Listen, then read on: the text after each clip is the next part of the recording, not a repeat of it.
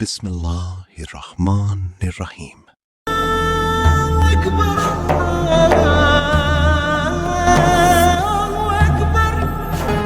السلام علیکم دوستو، ویلکم ہے آپ کا داستان سرفراز کے ایک نئے ایپیسوڈ میں۔ بسم اللہ الرحمن الرحیم۔ السلام علیکم ورحمۃ اللہ وبرکاتہ۔ آپ سبھی کا پھر سے استقبال ہے ہمارے چینل پر۔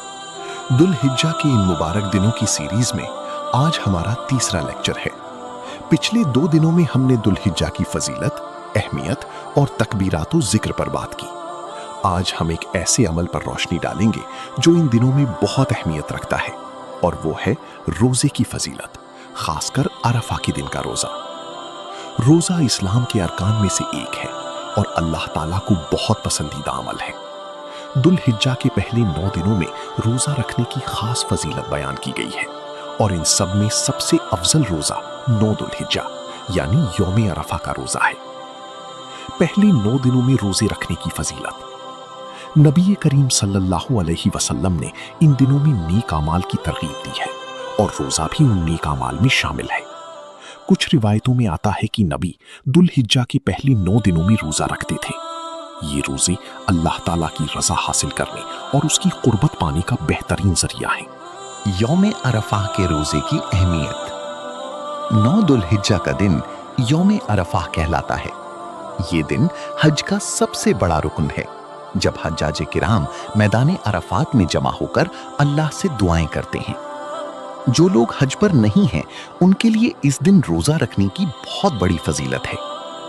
نبی کریم صلی اللہ علیہ وسلم نے یوم عرفہ کے روزے کے بارے میں فرمایا، مجھے اللہ تعالیٰ پر گمان ہے کہ عرفہ کے دن کا روزہ پچھلے 1 سال اور اگلے 1 سال کے گناہوں کا کفارہ بن جاتا ہے۔ سبحان اللہ، ایک دن کا روزہ 2 سال کے گناہوں کا کفارہ بن جائے، اس سے بڑی خوشخبری اور کیا ہو سکتی ہے؟ یہ اللہ تعالیٰ کی طرف سے ہمارے لیے ایک بہت بڑا انعام ہے۔ اس روزے کی اہمیت اس بات سے بھی ظاہر ہوتی ہے کہ اس دن اللہ تعالیٰ اپنے بندوں کو سب سے زیادہ جہنم کی آگ سے آزادی عطا فرماتے ہیں۔ جو لوگ حج پر نہیں ہیں ان کے لیے اس روزے کی ترغیب۔ یہ روزہ خاص طور پر ان مسلمانوں کے لیے ہے جو حج پر نہیں ہیں۔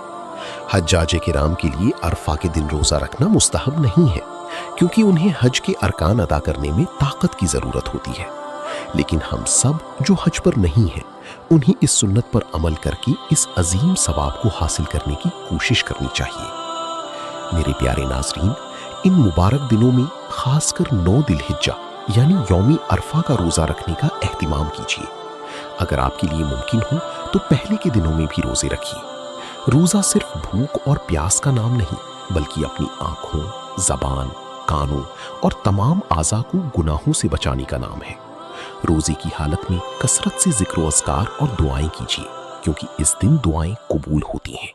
آج ہم نے ذو الحجہ کے تیسرے دن روزے کی فضیلت، خاص کر یوم عرفہ کے روزے کی اہمیت کو سمجھا۔ یہ ایک ایسا عمل ہے جو ہمارے گناہوں کو مٹا کر ہمارے درجات کو بلند کر سکتا ہے۔ اللہ تعالی ہم سب کو اس عظیم ثواب کو حاصل کرنے کی توفیق عطا فرمائے، آمین۔ کل کے لیکچر میں ہم تلاوت قرآن اور دعا کی اہمیت پر تفصیلی بات کریں گے۔